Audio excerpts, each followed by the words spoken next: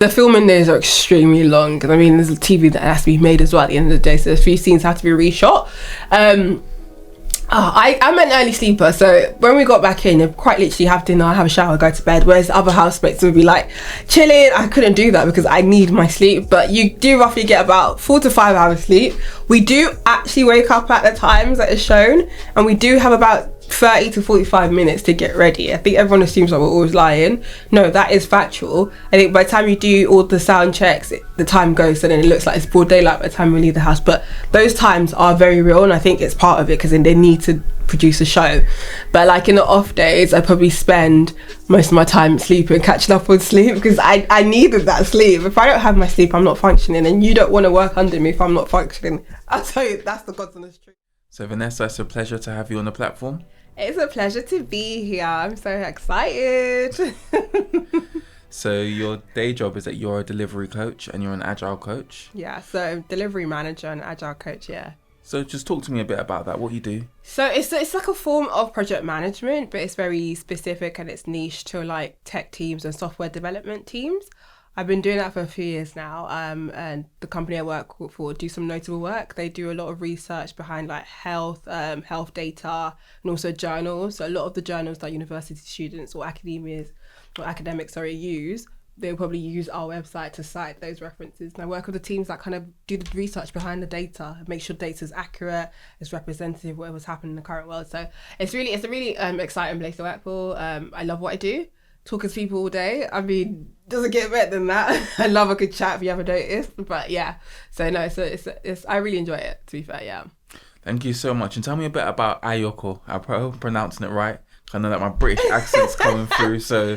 Almost. It's Ayorkoh. So Ayorkoh is my swimwear and resort wear brand. And this was birthed a few years ago. I'm going to talk about maybe 8 years ago, when initially I myself was struggling to find swimwear. Being part of the Fuller Bus community, I thought it wasn't like anything out there in the market. It wasn't really representative of like who I was and didn't embody being young and fun. I think often people kind of associate being Fuller Bus to you want to be covered, you want to be reserved. So a lot of the styles that were out there, I felt like when I wore my swimwear compared to my peers, I didn't feel as young and youthful. So this was the idea was birthed out of trying to create swimwear and resort wear that's still quite functional, practical, supportive for Fuller Bus, but still looks the part and can compete with any other brands that's out there on the high street. We run for about 2 years under a name Vanessence, which was in essence Vanessa, but we decided to close after 2 years because I think that's when COVID started happening and it became really hectic and it also took a toll on my body. So I decided to lay low. And then a couple of years later, I was sleeping and I had a dream. And then I was like, I have a dream. I feel like God's told me to bring this business back. Like, I have no other choice but to bring this business back. And ever since then, I've been working relentlessly at it. It's not been easier than the first time, but I'm still very hopeful that it's going to really manifest as exactly what it needs to be. That's amazing. And in Gar, the name of your business means appointed by divine order. Yeah. So talk to me about how you came up with the name for your business and why this is so special. How does it reflect your vision for the company? Yeah, awesome. So the name Ayorkoh has several meanings. So one of it is definitely appointed by divine order, which I thought was so befitting because having this dream to bring this brand back, I was thinking, what else? How can I glorify God's name rather than something else that represents that? And also, it also means second born. And I thought, and again, this is the second time I'm bringing back the business. It's also my middle name given to me by my father, and I'm a daddy's girl through and through. So it was like, it made no sense but to bring heritage into this brand. It's deeper than just me. It's a lot of people. It's going to represent a lot of people. It means a lot to me as well. And I think lately, a lot of African fashion has been emerging and it's been recognised now. So I thought, what a better time than to really, really get myself in there. As an African woman myself, this brand means so much to me than just another brand that just emerges on social media. I want it to have heritage. I want it to really, really, really mean something. So I thought we all just tied in together. And when I say the name Ayorkoh, it just sounds profound. I think it just sounds awesome. So I'm riding with it. I like the name. Yeah. That's brilliant. I mean, even, your University of Hertfordshire, they were celebrating you because you were on The Apprentice. Yeah. How do you think, by launching your business, you've identified the gap in the market, and how do you think your visibility on The Apprentice will inspire other students from Hertfordshire?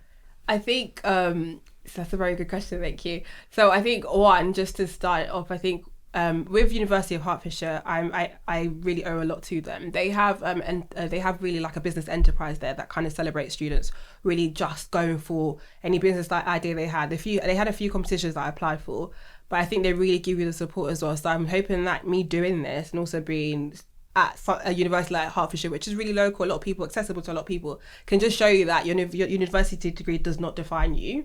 And you really can push limits, and there's so much support at university to kind of help you do that. I mean, I started a business first of when I was at uni. They gave me a lot of support. There's even funding you can apply for. So I'm really, really happy about that. Sorry, what was the other question? I've got the first part of the question. I'm just talking so much. No, that's okay. And the other part is, how did you identify a gap in the market to launch your business? So yeah, again, as I was saying before, that the idea really just stemmed from what I needed and what I wanted to see. And I thought, if I am struggling with something that's like a natural cause, not something self-inflicted, I'm sure there's so much other women out there who are suffering just as much as me. I was like, I don't see anyone doing what I want, so why not just do it? I don't actually believe there's any boundaries. I don't see anything as a limitation. I quite literally walk over stuff and then I'll find out how hard it is, but it still won't be enough for me to stop. I kind of just go till I really reach the end where I'm like, okay, I think I've exhausted this option. So yeah, I think once you identify there's a problem for you, it's probably a problem for someone else, and that's really where the idea really burst from. Yeah.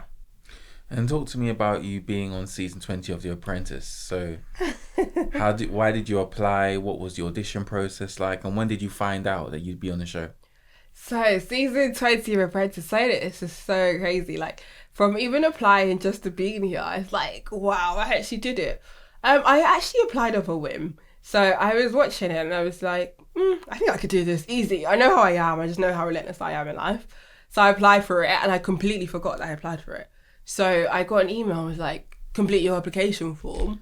I got it several times. I just kept ignoring it. And I was like, on the phone to my friend, I was like, should I apply? And they were like, might as well. So I booked in an interview day. And then I finished my application form literally on the morning of going to the first interview, which was about January 2025. I said, I can't bother, just on the phone. I was like to my sister, I don't think I'm going to go. She's like, why not? I was like, I really cannot be bothered. She's like, what else you doing today? I was like, not much. She was like, then go, you have no other excuse. So I was walking to the train station. I said to myself, I'm taking my time right now. If I get to the train station and the train is delayed or cancelled, I'm going home. Sorry, I said if it was cancelled, I'm going home. I get to the train station and it was delayed, and I said, this is God's divine order. I have no other choice but to go. I found the interview process quite easy, and not to say that, I'm not really fazed by a lot. So I think I approached this whole thing like, if I get it, great. If I don't get it, it's not a loss, because I wasn't really doing anything anyway. But yeah, and then I think 2-3 weeks later, I got a call and I'm like, or an email saying congratulations. So, this joke's gone a bit too far. Then I went through that. Then I got another email that was like, this is steadily actually going a bit further than I thought it was going to go. Until I finally got it, and I was like, I literally had to ask them on the phone, are you guys sure that you have not called the wrong person? They were like, no, you, Vanessa. I was like, fair enough. And I always remember back to it. There's one question where one of the producers asked me, and they were like, why did you apply for the show? This was in the first stage interview. And my answer was, I think, probably the shortest interview he had that day, because I quite literally said back to him, why not? He looked at me like, excuse me? And I was like, why not? Because what do you mean, why not? I said, why not? Like, I don't think there's anything I can't do, so why wouldn't I not apply for it? I think that was enough for him to say, yeah, she's got exactly what we're looking for. Put her through to season 20. But yeah, it was an interesting one, yeah.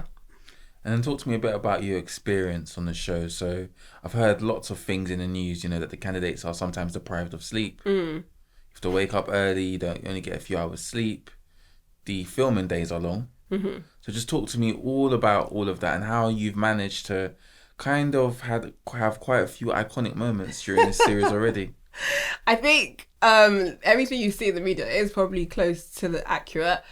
The filming days are extremely long, and I mean, there's a TV that has to be made as well at the end of the day, so a few scenes have to be reshot. I'm an early sleeper, so when we got back in, I quite literally have dinner, have a shower, go to bed, whereas other housemates would be like chilling. I couldn't do that because I need my sleep, but you do roughly get about 4 to 5 hours sleep. We do actually wake up at the times that is shown, and we do have about 30 to 45 minutes to get ready. I think everyone assumes that we're always lying. No, that is factual. I think by the time you do all the sound checks, the time goes and then it looks like it's broad daylight by the time we leave the house. But those times are very real, and I think it's part of it because then they need to produce a show. But like in the off days, I probably spend most of my time sleeping, catching up on sleep, because I needed that sleep. If I don't have my sleep, I'm not functioning, and you don't want to work under me if I'm not functioning. I'll tell you, that's the God's honest truth. In terms of having iconic moments, I'm loving it. At first I was a bit like, oh gosh, because TV's so like different to what I do every day. I've never been pushed in front of camera like that. I'm not really big on social media like that either. So it was quite a bit, but some of these iconic moments you kind of seen, like the hip swing, was actually just me being really tired and just doing whatever, not knowing I was going to make the final edits. So when I saw it back, I was mortified, but I thought, you know what, I'll take it. I was like, the one time I decided to be silly, then they put it in. And then I think another thing people mention is my one-liners. And I thought it's hilarious because I've had so much one-liners that I've not made the final edit, but I have a tendency to come up, just say whatever's on my mind. And I think it's really helped production because they've got iconic facial expressions for me. They've got iconic one-liners from me. They've got iconic things. There's so much I've done. I was like, oh my gosh, that might make the final edit. But I think one thing people need to remember is when you're filming, we didn't even notice the cameras anymore because we're actually doing a task. So you are seeing people really in their natural habitat. And that is quite me. I am quite silly, playful, especially when I'm chilled. But you don't want to see me when I'm not chilled and I've got a task to deliver. I can't lie. A lot of it just goes out the window because I become militant. I don't play. So can I ask, are there any moments during the season when we get to see that more of that side to you? I think there's definitely going to be some more notable scenes coming out from me, 100%. You're going to see the militant side. But I think another thing about this whole process is that it's really high pressure, really high intensity, and everything that you're feeling is like amplified times 20. There are moments as well where I actually cried whilst filming because I was so overwhelmed. And it's just like, it's a whole lot of like, I think what they production do as well, they pick 20 of the biggest personalities battling out. Every single person who was part of this process have massive personalities, and imagine trying to be the loudest in the room or the most seen. It sometimes becomes a bit consuming. So there were times where I just felt like I got in my head a bit. I forgot who I was for a second. I felt overwhelmed for a second. And one thing I do when I'm feeling overwhelmed is I retract. I'm an extrovert, but once I feel overwhelmed, I will retract and I'll just go into my little bubble because I'm in my head thinking about it. So sometimes it's like, I think it got to a point where people thought I was losing myself because I was just too much in my head. You're in this high intensity environment with a bunch of people you don't know, no access to your family or very limited access to your family, no access to people that can reassure you that you're doing exactly what you're supposed to do. It's just quite literally you and your thoughts. In my case, it was me, my thoughts and my Bible that kept me going. But I definitely think you're gonna, hopefully it reads out that, you know, exactly who I am and the way I like to lead and stuff. But yeah, I guess we have to see how it goes. And I want to draw upon just something you've said there because you've mentioned your Bible. Yeah. So I've interviewed other people such as Anne Hegarty from The Chase. Her Bible was important to her too. Yeah. So how did your Bible kind of give you like peace and solace during this film period? I think one thing about me and my faith, I wear it like a badge of honor because it was my faith that carried me into even going into interview, got me onto the show and then carried me through the show. So I am nothing without my Bible. I'm nothing without God. And there'll be often times where I'm in my head, I'm starting to doubt myself and I'm letting like the enemy's voice creep in. I literally have to go and pick up my Bible, open the scripture, read it and go into my quiet place and pray. And this is why the other housemates are doing whatever, because the house we were in was quite large. There was quite a lot of private space to just have that conversation with myself and have that conversation with God. It kept me in the times where I thought, do you know what? I can't do this anymore. Or it kept me in times where I started doubting myself and doubting my ability because other things were happening where it was making me question myself, or things were being said in the background which weren't true, and it was just making me doubt myself. So it was like, if I don't have anything, at least I know I have God. And even if it gets to a point where the end of the road happens, at this point I don't even know what happens, I know that this is God's divine order for me. I know that this was where my journey was supposed to go. If I win, this is where God wants me. But I don't personally believe that God would never put me in a position of where he doesn't want to glorify his name or doesn't want to ever show the glory he has bestowed upon my life or just how much he's done for me.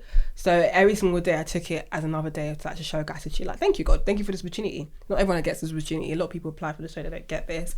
Thank you for this platform. I pray that I make you proud. I pray that everything I do amplifies your name. And I pray that anything that I do that doesn't amplify your name, you take away from me. Anything that, I don't want to be an envious person. I don't want to be a malicious candidate. I don't want to do things that wouldn't justify or glorify your name. So I was making sure I was leading with that in the back of my head. My faith in that Bible carried me through that. If not for that, I think you would have saw more scenes of me actually losing it and shouting way more than you probably will see. And you'll be less iconic moments, more, who is this candidate? Where did I find her from? Because she's losing it every 24 hours. But yeah, that Bible really carried me through. That's incredible. Thank you for sharing your faith with my audience. So I also want to ask, what have been some of the toughest moments so far during the show? And what have you found toughest about the whole process? So yeah, I think the show, it's been around for 20 years. It's a very notable show. It's done incredible things for people and their businesses and whatnot.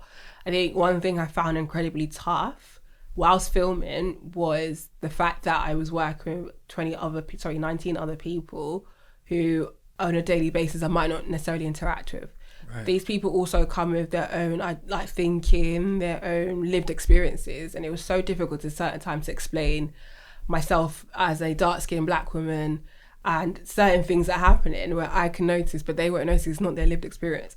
So it was also like I was fighting two battles, having to explain why I have to do certain things or certain things are like this and I can see certain things for what they are and they don't see it. I remember having a conversation with one of the other candidates and I was explaining something that happened to them and I was like, I don't want to put it down to any race factors. I don't think it's anything to do with that, but in my experience and lived experiences, I can see kind of where this will be coming from. And they basically just said back to me, I don't actually think that's what's happening. And I had to just say to them, I appreciate that, but you have to understand, I know what I'm talking about because this is my lived experiences. You might not necessarily see that because where you're from, this is not your everyday. So apart from filming on task, I'm also having to deal with teaching other people about preconceptions and conscious bias and all those things as well. So it was like, I was here to do an extra job even while we weren't filming. That was really hard for me. But also another thing, watching the show back as well, is the edits. I found editing a little bit difficult because it's like some things that I feel like would have made a cut really amplified who I am as a business person. I'm not necessarily made it. And I know the show is partly for entertainment, but when it comes down to it, I'm like, I really, really wish people saw who I was as a business person because I don't think 100% it's been reflected. And I would have loved for that to really come through because I don't know who's watching and anyone would love to work with me, but I am a trailblazer. I absolutely go for everything I want. And I really do not see a title or money as a limitation. I don't really care who I'm with or who's in front of me. I'm going to treat everyone exactly the same. But yeah, those things have been probably the toughest moments, having to explain certain things. But it's one of those things you live and you learn. It's one of those things you really live and you learn. I find what you say about being a dark-skinned black woman really fascinating because coming from the same community as you, I can kind of understand, how hard it can be for, women from dark-skinned backgrounds. What do you think were some of the biggest misconceptions about you on the basis of how you look, and how people may perceive you to be, and how did you kind of counter that to show yourself as a genuine business person? Yeah, so I think it's interesting because I had another co-candidate, Carrington, who's also a black woman, but in the black community there's also still layers to it. I think one thing from the jump I made sure going into the process was to be unapologetically myself. I didn't want to dim myself down because there's now cameras. I didn't want to approach any situation how I didn't normally approach it in my everyday life. And I had to just take in the back of my head that, do you know what, even if you get the attachments of aggressive, you have to just take it with stride because this is you and you're not going to sugarcoat it for anyone. I think I just made sure that I did not sugarcoat who I was. I know there's a lot of scenes where I'm rolling my eyes. I'm still annoyed about edits because they're not even attached to what's actually happening. I'm just a natural eye roller. One thing about me, you're going to see my facial expressions before you actually even know what's going on in my mouth. I might even just roll my eyes out of joy. But I'm just a natural eye roller. I think it is what it is. It's crazy because in this world, it's like knowing who I am if I do certain things, it's always going to be attached to the negative connotations. It's just the way the world is, unfortunately. Whereas I found that some other people were doing exactly the same thing, but they were getting praise for it. So it was really, really hard for me, because it was like, so why is it when I do it, it's a problem? When they do it, it's, oh my gosh, you're powerful, you're this, you're really telling people what you want.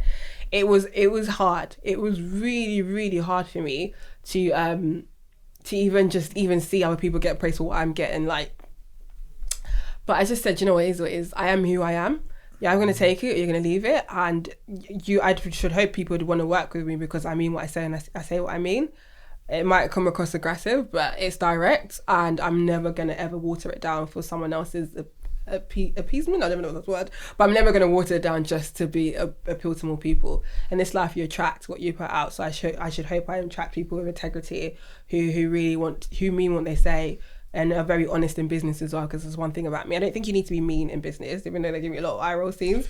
I do think you need to be honest in business, and you need to just be forthcoming, and I hope that's what's coming forward, that I take no nonsense. That's one thing I'll take. I don't take any nonsense. So if someone who doesn't want to take any nonsense, then I'm your gal, because no. I'm going to call everything out as I see it as well. Yeah. That's brilliant. And I just also want to talk about, the Apprentice has been running for 3 weeks now, and you have not been in a boardroom showdown yet. Yes. Without spoiling, the series, we'll be seeing a lot more of you in the episodes to come. I really hope so. I mean, I don't decide what the edits, right?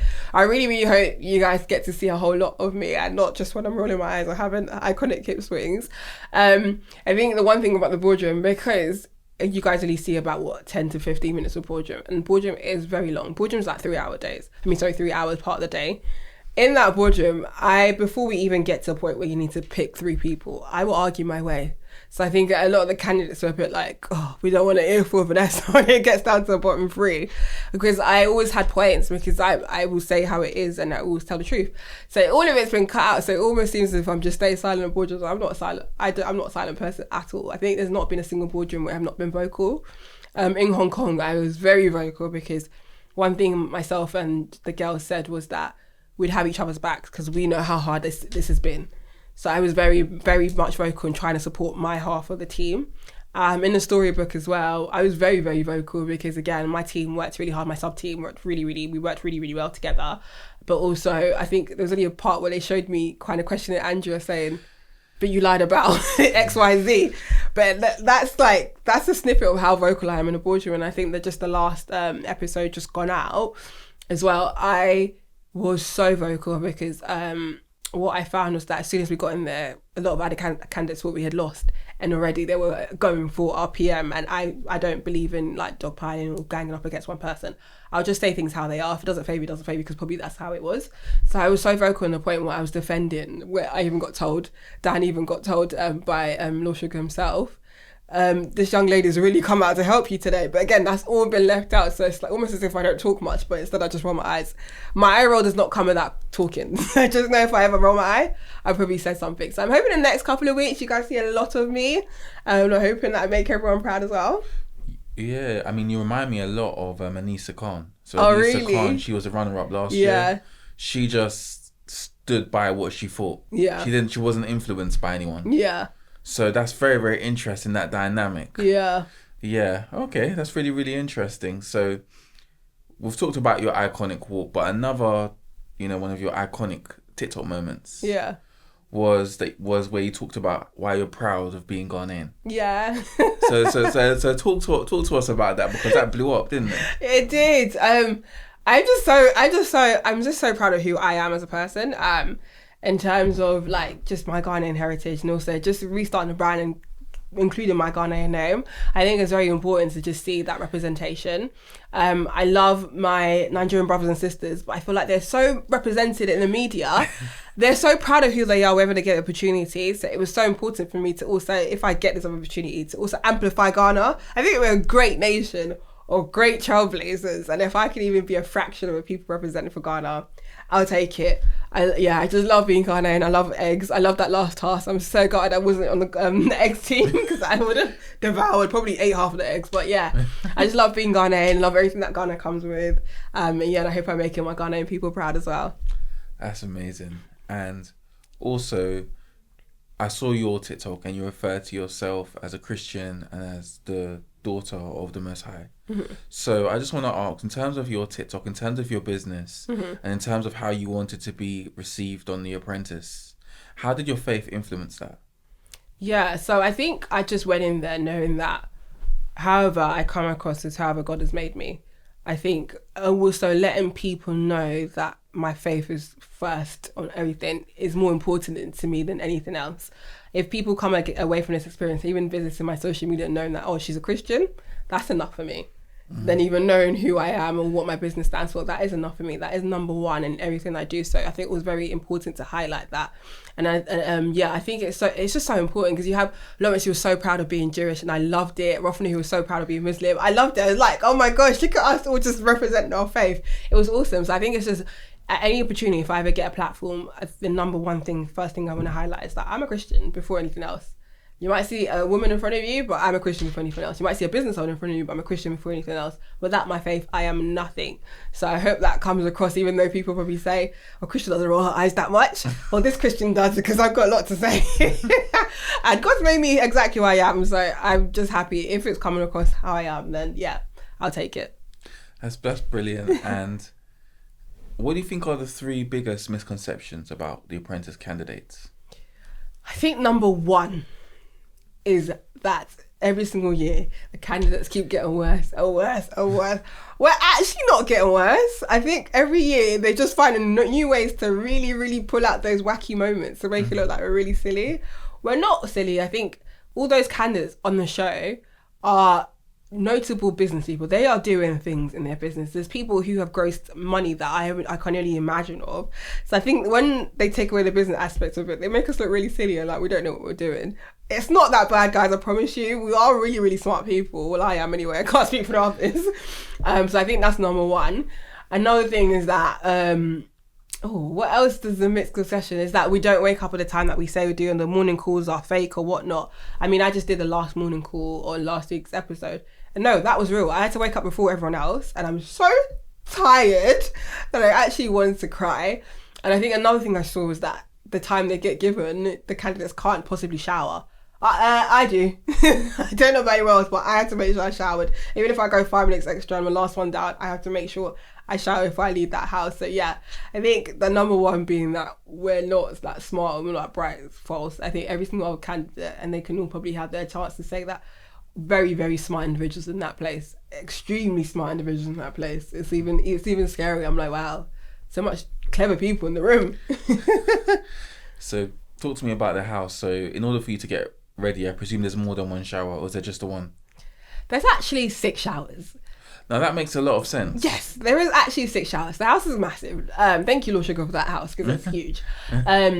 There is 6 showers, I think, from my count. It might be a little bit more. I know in the girls' room that I was in, there was actually 4. Sorry, there was a bath, there was a shower, there's a bath, there was a shower. So there's enough, more than enough for everyone to have a shower. There's not just one shower. We're not just piling up with our towels to shower. I wouldn't survive. I cannot bear the idea of living off people that are not my family, so I would not survive in that case. But no, there's enough showers for everyone to shower. And what have you learnt about yourself through this whole process?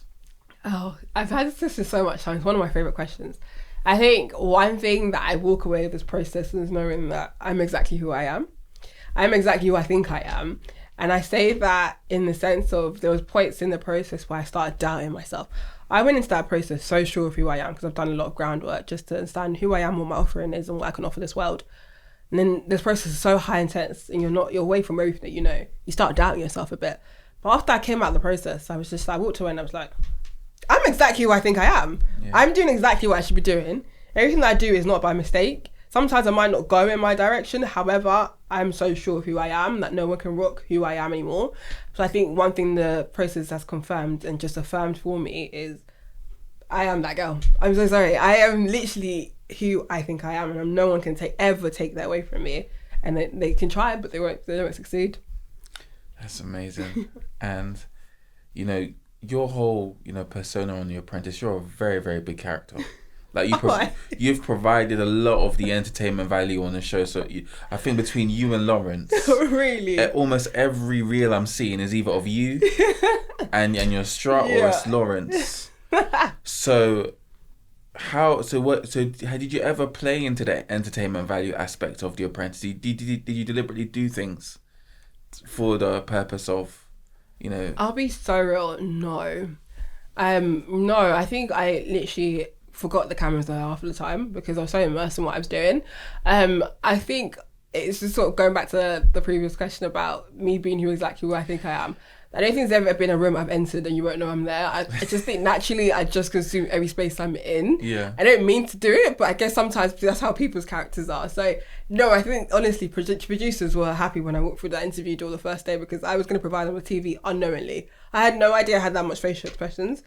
When I do my one-liners, it's quite literally because I'm just thinking and speaking. So I have no idea that it's going to come out. When I'm walking, I'm in my own world. I'm in my own bubble. I'm in a world where I'm the most important person. Everyone else just exists. So I had no idea that I was going to be such a big personality on the show. But do you know what? It is me. And I don't think anyone that knows me in real life, they wouldn't even be shocked at the stuff that's coming out because it's just so Vanessa coded. Even when I announced them, people found out, they were like, we can't think of anyone better to have done this process because this is so befitting to who you are. You're gonna consume and eat people alive. I'm like, oh my gosh. I don't plan to. But yeah, I think you forget the cameras are there. So really and truly, what you see is quite literally how people are, yeah. I want to ask you about, the water task. And probably what you learned about it, how it was, and, how it went for you. Okay, cool. The water task was an interesting task. So, I think with the water task, right, I kind of guessed what we were going to do as we were like approaching the building. I was like, oh my gosh, I think we're making water. And I love branding. I think branding my business and myself, I really enjoy branding. But also there's a social media aspect to that challenge. I'm not really a big social media. It's only recently I'm starting to get into it. So I was a bit like, ooh, how am I going to balance this out? I know I can support the team in terms of like branding and probably marketing and stuff like that. But if it comes to social media, I have to back out. And sometimes there's not understanding and knowing your strengths are. So with that, I kind of just sat back because I think there's a few other people who were really confident in this task, i.e. Connor put himself forward to be the PM. I sat back and kind of just listened to everyone's instruction and contributed to where I could. What I didn't do was like Malika last year and told everyone I have a GCSE in drama. Even though I actually have an A-level in drama, I didn't want it to be like a vital moment. It was like, oh, I've got A-level, look at acting skills. So I think I really played my part really well. I really immersed myself in the role. It's unfortunate that the advert came out the way it did. But I still think, we really went for it. And I had a lot of notable ideas actually for what I wanted the water to be called. In what I do day to day, I'm an agile coach, so I'm a delivery manager. I wanted actually going down the route of calling the water agile water because I think the fact that you can drink water and it makes you flexible, really feel yourself, but I don't think anyone else liked that idea. So we didn't really go with it. But yeah, again, I will always stand by my sub-team and the team I'm always with because I can see how hard these other candidates are working. But when you get to the boardroom, it's quite difficult to then see what other people are doing. There was a part where you kind of see me getting into one of my co-candidates, and that was something that was brewing from previous tasks, and I think we just didn't really get along. And at that moment when they said what they said to me in terms of asking me about my level of common sense, I was enraged. I wanted to lash out, but I had to remind myself, you're a black woman. Anything you do at this point is not going to be seen as, oh, she's defending herself. So I had to just really, really hold my mouth and hold my peace. But there's a whole lot that goes on behind scenes and goes on in the house that kind of counts towards what we do on task. And it's sometimes really hard to switch off from task and in the house because for me, it's like, I'm going to assume what you're putting out is who you are. And from that moment, I've got my guard up against you because I don't know if I can work with you ever. But yeah, so it was quite difficult because I had to also make sure that I didn't go for them as much as I would have loved to, because I know that if it comes down to it, it's probably not going to go in my favour. So would you say that in the house sometimes there might be a degree of, I don't know if this is the right word, bullying or ganging up mentality against particular people? I wouldn't necessarily say it's bullying or ganging up mentality. Actually, I think I'd say it's quite opposite. I think on the task, so everyone kind of brings out the really ruthless side, and like everyone's really hungry to kind of determine for their team to win. And in the house, what I was finding difficult is everyone forget what happened at task. They'll go back to just being like holding each other's hands. And, oh my goodness. And I couldn't dissociate. And one thing producers always told us is leave the task on task and leave the house for house. But I couldn't dissociate the two. I think because with me, I'm just what you see is what you get. I find it incredibly difficult. Like I'm not, no part of me is pretending. So if you do something and now we get back to the house and we're supposed to pretend to I can't do it with you. I'm so sorry. I can't, because I'm going to assume that what you showed me is exactly who you are. And I'm going to assume that this whole process really amplifies people's traits. So if you're showing me something, I have no other choice but to believe that's exactly who you are. And for me, in my everyday life, if someone showed me something I didn't like, I just wouldn't be friends with them. Right. Yeah. Wow, that's a lot. That's a lot to unpack, but it's incredible. That's tea right there. It is tea. And one thing that I would like to ask you is, what advice would you give to somebody who wants to apply for season 21? Go for it. You have no other excuse. I mean, unless you literally have a lot of dependence on you. I don't have none of that. But if you have no dependence, you don't have your outgoings are not a lot. You're not going to really be a loss of income. You have the flexibility at work as well.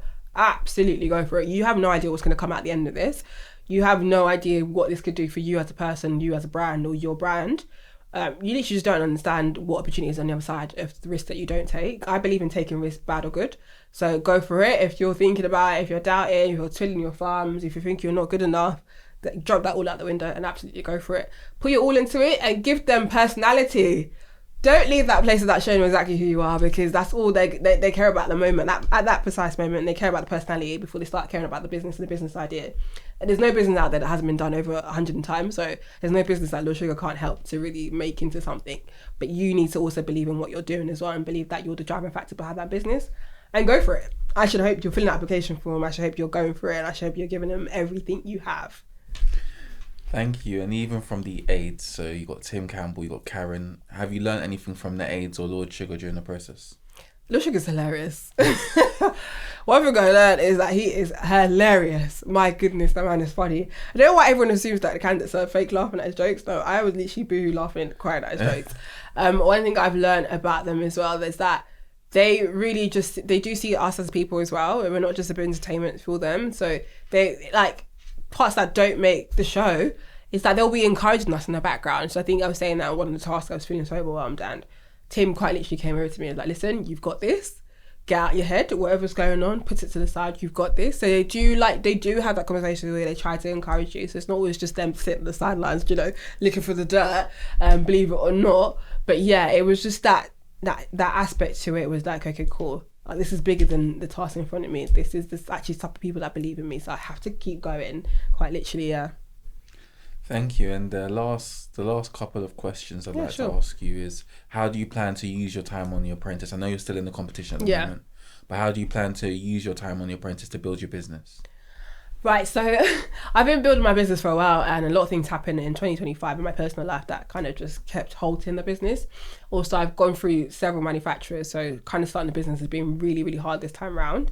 I was hoping to have everything ready before the show went live, but again, it's just not. If it's not the time of God, it's not gonna happen. So I'm hoping right now I've got a wait list out.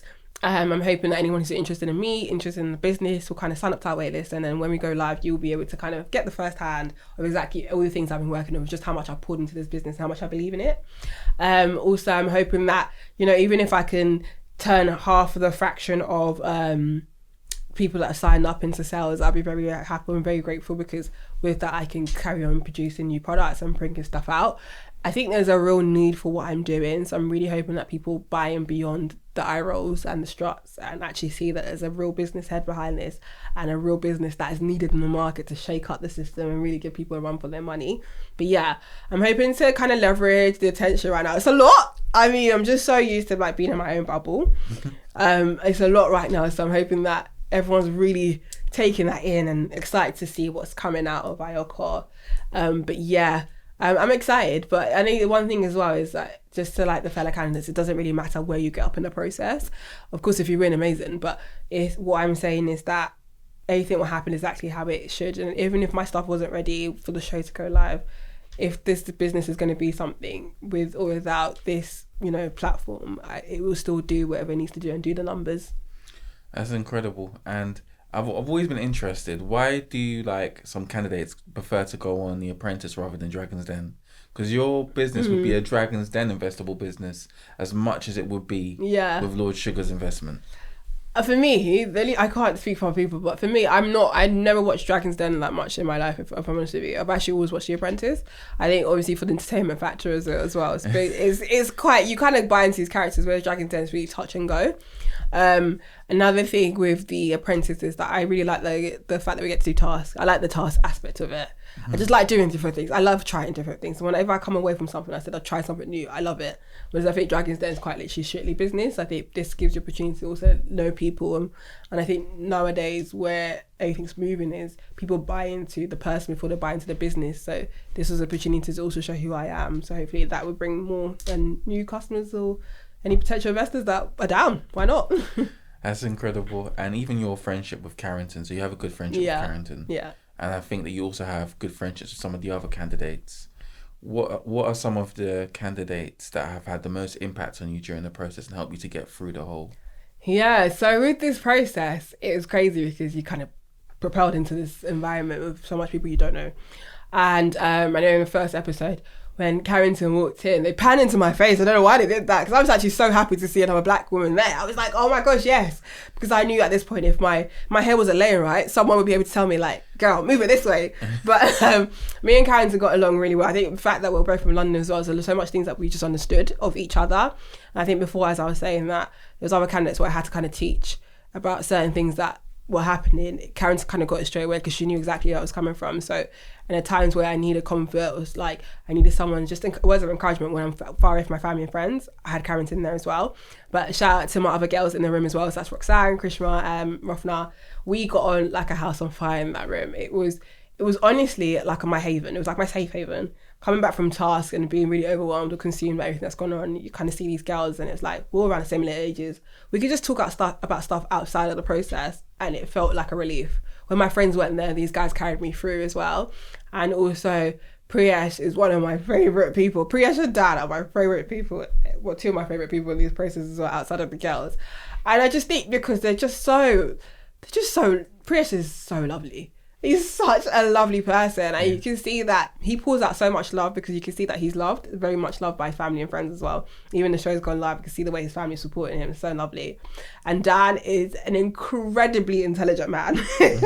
I don't think anyone should ever doubt or undermine. Like, Dan is incredibly intelligent, but you can see that through his business because he wouldn't have got where he is in business if he wasn't as intelligent as he is. But there was just so much to learn from these people, and they've kept me and they carried me through. And they just kind of remind me a piece of home without being home. So yeah, it was nice to have these people around me. It kept me going, kept me motivated. Yeah.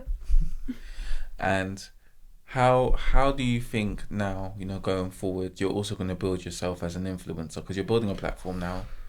People are, following you. They're very intrigued by you. They love your posts and all of the, I would call it clickbait moments you've given throughout The Apprentice. Yeah. So how are you going to build yourself and also use your platform to not just make you an influencer, but also a credible business spokesperson? I think when I hear that influencer word, I get scared because I'm like, oh my gosh, I've really come to influence people about what they do and the decisions they make. For me, coming into this, it was never about even the social media aspect of it or even becoming an influencer. I think people following into you because they buy into who you are, hopefully. That's why they're following me. I think for me right now, the best thing probably is leverage myself as a real business head. I really believe in the business that I'm about to bring out into the world. I really believe in other things that I probably have in the pipelines as well. So I want people to actually buy into me and buy into how hard and how much I want this and the hunger that I have for this, and just want to see the process, see the journey and how it all pans out. I think people should definitely follow me if they want to come along for the journey, because there's so much in the store. There's so much that obviously in the edits probably doesn't make the cut. Just they don't really get to see how hungry I am. So I think when people come along this journey, it's just to understand that there is a real person behind this business. There's a real hunger for this business to succeed, and they want to see, they're excited as much as I am to see this all come into fruition. And if I influence people in the middle of that, I'll take it. Because I do love fashion as well. I love putting outfits together. So if there's any fashion girlies or boys out there that just want to know how to put an outfit together, hopefully I can bring that with my social media posts as well. Thank you so much for a great interview. The last question I'd like to ask you, any other projects you're working on that you want to tell my audience about? Yeah, there is a few other projects in the pipeline. When I was about 17, I wrote down about 5 different businesses that I would love to do. One of it was to own some sort of fashion brand, it being swimwear. Another one that's really, really dear to my heart is eventually I want to look into adult social care. I just feel like helping adults back in society when they've had really extensive medical things happen to them, something I definitely want to look into the future. But for now, I am also launching BC Academy. And this is a social enterprise where I kind of go into schools and teach young adults or children just about the entrepreneurship and just how to get into business, identifying a niche, understanding the market, what to do with little to no funds, and hopefully link them to industry experts that can help them propel their ideas. I always think that if someone came to me when I was 10 and said, what did you want to be? Because I did want to be a fashion designer. And they encouraged me from 10. By now I would have been the next Christian Dior. But it's fine. Everything has its time and everything has its day. So I'm just hoping to inspire the next generation and really start from young and really just push them to actually really go for what they are and want to do in life. Please just tell us about how we can connect with you on social media. Yeah, so on social media, I am Vanessa Tetteh-Squire. My name's got a hyphen in it, but Vanessa Tetteh-Squire would do. That's on Instagram and TikTok as well. And on Instagram, the business is also Ayorkoh, which is Ayorkoh, Ayorkoh, the brand. So yeah, and if I ever have any other social medias, please follow along. I've got my LinkedIn, my link tree there, so all my social medias are listed. Thank you so much, Thank Vanessa. You. Thank you very much.